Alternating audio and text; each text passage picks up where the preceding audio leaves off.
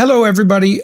So I wrote an article recently for the National Post, and it was motivated by Trump's invitation, let's say, provocative invitation to Canadians to become the 51st state.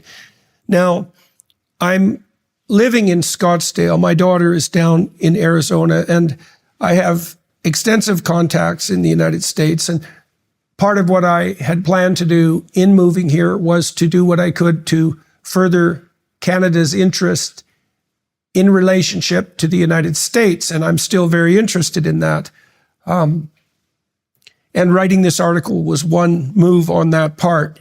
And so what I'm going to do today is I'm going to read you the article and I'm going to comment on it.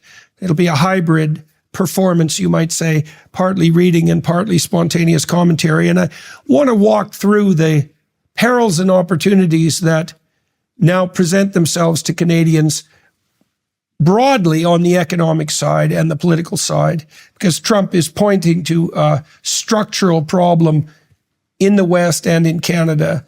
And then also the opportunities that Trump's provocative offer and trolling has put on the plate for Canadians. So I'll start by reading a couple of paragraphs and then comment as I see fit.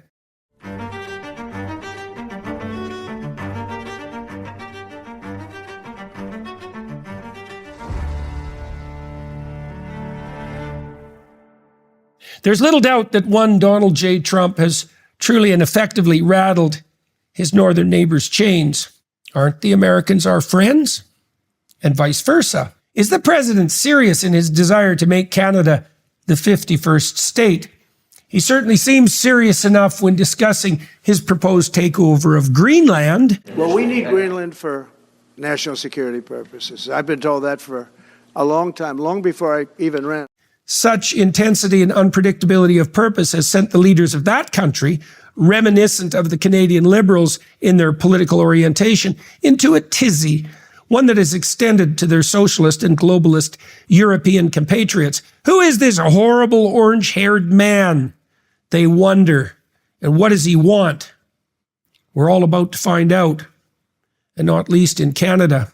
Why is all this happening, we ask, wringing our hands? And to us, the self-proclaimed greatest best friend and staunch ally of the elephant who parades so theatrically on the far side of our southern border. We might begin to answer that suddenly so relevant question by scrupulously questioning the nature of that friendship and on our side. Perhaps we're not the partners and collaborators we think we are. For starters, it could well be argued, for example, that our much vaunted Canuck niceness, that second-rate virtue, in relation to the superpower who overshadows us in every manner, is and has been a matter of blunt necessity, rather than a consequence of our genuine reliability as well-wisher and supporter. It's true that Canada has made sacrifices alongside the Americans when freedom and democracy were truly threatened. That was real, but it was a long time ago.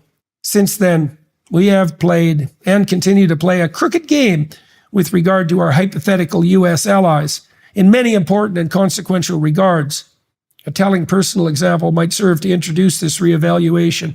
Yeah, this was really striking to me. You know, I spent a number of years in the United States, 92 to 98, when that country was booming in consequence of the internet revolution. And then I came back to Canada, to the University of Toronto. And as you'll see, I brought some students with me, and this is really their story.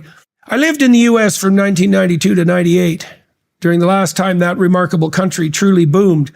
When I returned from America's finest university to Canada's, I brought with me 3 brilliant students, 2 of whom, a married couple, were both thoroughly sensible and somewhat on the conservative side. It proved somewhat unexpectedly difficult to take my junior colleagues anywhere in Toronto, particularly at the university, without continual embarrassment on my part for merely being a Canadian, as a casual anti-Americanism would reliably be directed toward them whenever the inevitable topic of their place of origin arose. My fellow countrymen continually said things that would have been regarded as clearly racist, sexist, or ethnocentric had they been uttered to anyone other than an American citizen, assuming rightly, given the civilized nature of the people in question, that they would take them politely and without evident offense. Such comments were much more likely to emanate as well from precisely the sort of leftists prone to proclaim that such behavior is utterly unacceptable, and second, that such conduct would of course never show its face among people as good in their thoughts as them.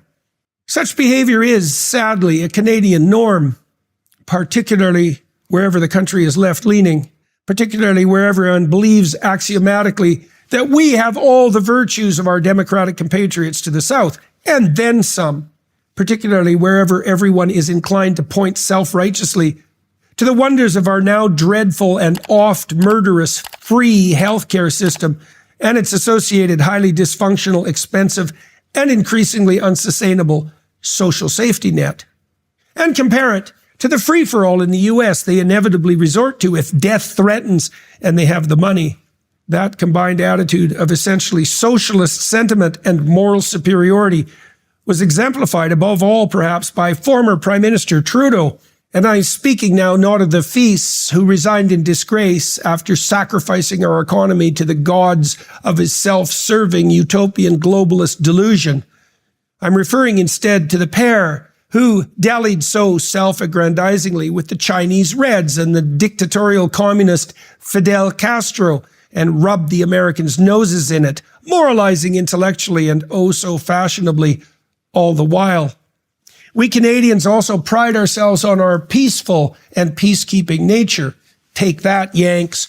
Contrasting that with the warmongering attitude of the gunslingers we secretly admire but so publicly disdain, forgetting conveniently that is nothing but our positioning under the fearsome nuclear umbrella of the USA and our knowledge of the certainty of their military protection if push comes to shove that allows us to be the sheep of peace who bleat their undeserved self-regard with so little shame.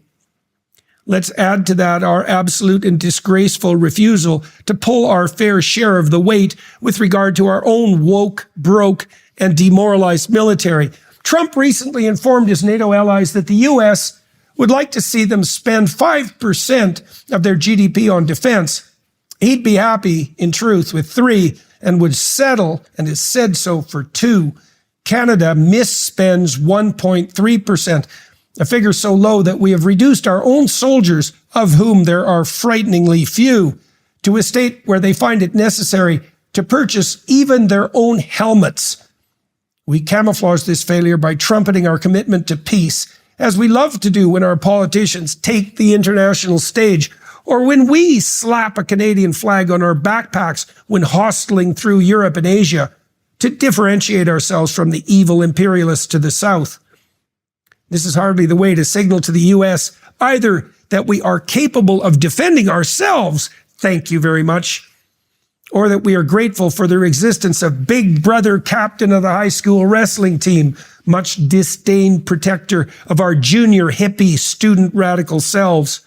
Such things matter more than we think, and a lot more now that Middle America is in charge, given the well-deserved contempt that lot have for the niceties of hypocritical socialist, smartest kid in the class peaceniks. Remember, Canucks, the U.S. is now run by exactly the kind of Americans that we tempt ourselves so unforgivably to treat as our moral inferiors. This is not how friends behave. It is also no way to keep friends once they have been hypothetically made, and we've been put on serious notice in that regard.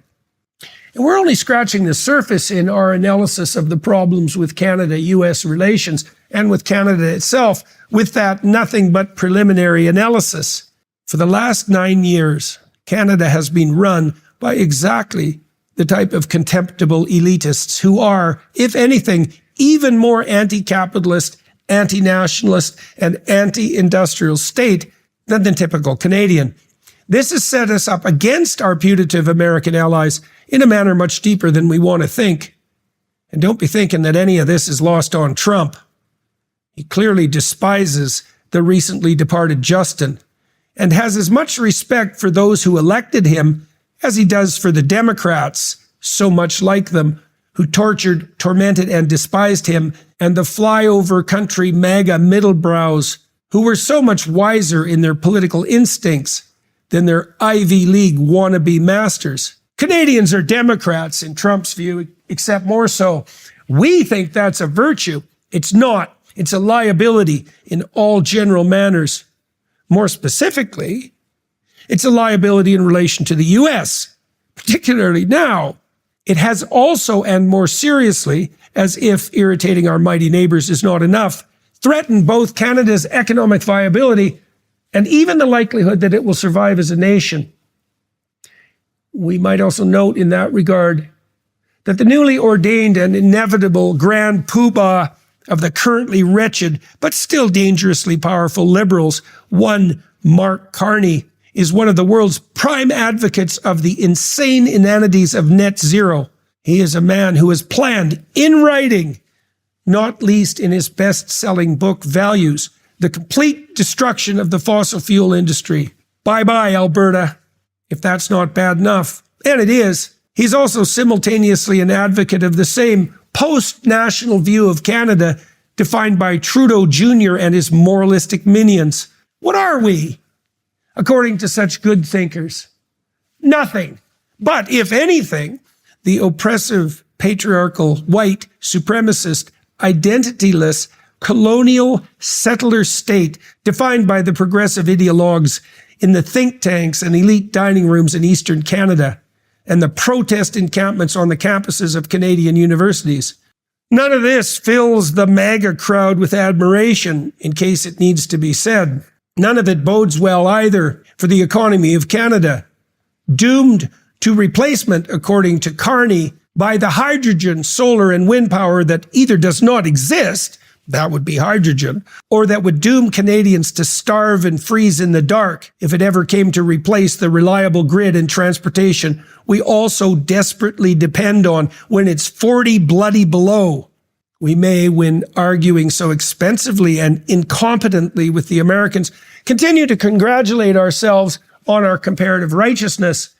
That diet will become even thinner gruel, however, in a future characterized by their explosive economic growth and our rapid descent toward comparative poverty and irrelevance, green though that pathway may be argued, however falsely to be. Carney, to put it bluntly, is not a man like Justin Trudeau, a second-rater, under the mere influence of the World Economic Forum, that Malthusian, fear-mongering cabal of authoritarian elitists, drunk on the fumes of their own self-righteous delusions. He is, by contrast, a veritable leader of that movement, an organizer par excellence of ESG, stakeholder capitalism, diversity, equity, and inclusiveness, and degrowth. Out with the old, the Liberals claim, and in with the new. But the new will be everything Trudeau so terribly was, but a lot more efficiently and with much more sophisticated rationalization. None of this is lost on the MAGA mob insofar as they deign to notice, and they notice enough it might be reiterated to shake our foundation. Consider, therefore, with regard to this, something more pointed and illustrative. That would be the current plight of Alberta, and with it, Saskatchewan and even BC, although the latter is still too blind and holier-than-thou socialist to note the true danger that confronts it. The most American of all Canadian provinces, by widespread reputation and self-regard, Alberta is also the polity that Eastern Canada, particularly Quebec, relies on to survive while it pursues its disdainful socialist green agenda. This is the Quebec that is whined and manipulated so effectively for so many decades that its minority bilingual citizenry utterly dominates not only the perennially ruling Liberal Party, but the federal bureaucracy. That constitutes only two such unjust and unproductive advantages among many, by the way, and all that despite the Francophony's strong and lasting separatist leanings. This is the same Eastern Canada and Quebec that regards itself as entitled not only to the so-called transfer payments characterizing the Canadian social contract, much to the disadvantage of the resource-rich West, but that simultaneously assumes and trumpets a moral superiority to the people who earn that transferred money in a manner deeply reminiscent of that more generally assumed by Canadians with respect to Americans. The consequence? No business case for the trade deals or infrastructure projects necessary to supply a self-admittedly desperate Europe and Japan with cheap and reliable Alberta energy. No new, plentiful, and gratefully received pipelines running west to east in Canada. Abject economic dependence, in consequence, for Albertans and Canada itself, as we're now finding out, on the purchasing decisions of the mad MAGA Yanks to the south. And now, that same Alberta is being called upon to sacrifice its artificially and morally limited economy to fight off the looming tariffs of Donald J. Trump, the imposition of which should come as no surprise to anyone the least bit awake. We walked right into this, folks, and boy, we deserved it, but we felt good about ourselves all the way. And what is likely to result? Trump has offered Canada status as the 51st state.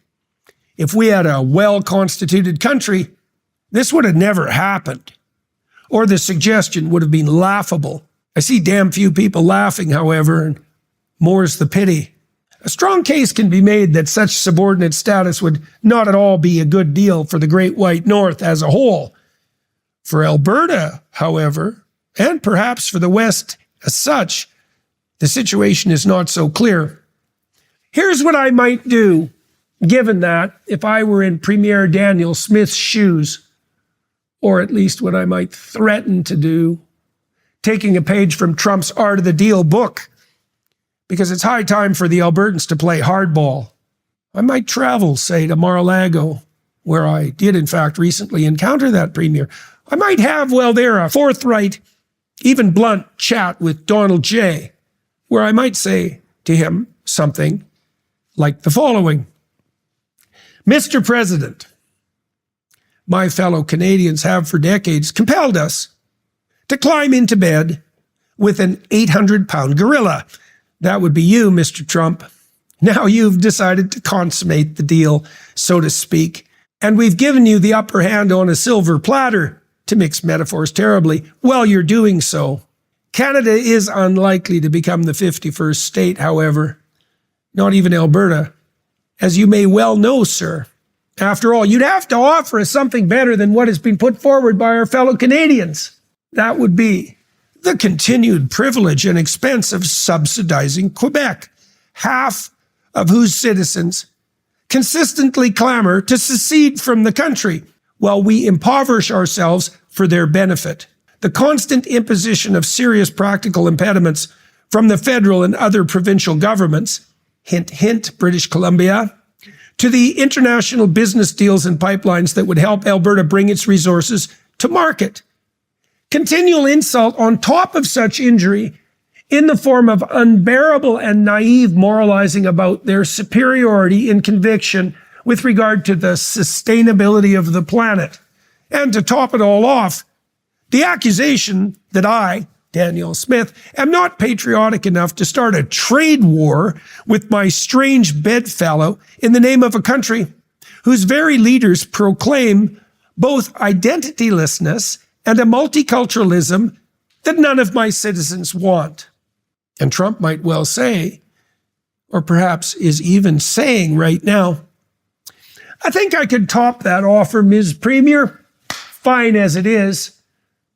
I could offer Albertans the American dollar, full access to our markets for their resources at full international price, lower costs on almost all manufactured goods and on food, lower taxes, both corporate and personal, membership in a country that prides itself on being a country and that does not plan to dissolve itself into an unstable multicultural mishmash, genuine admiration for your economic and industrial endeavors, along with a can-do, visionary, and deeply entrepreneurial culture, immediate, reliable, and guaranteed access to ports and pipelines, and full military defense.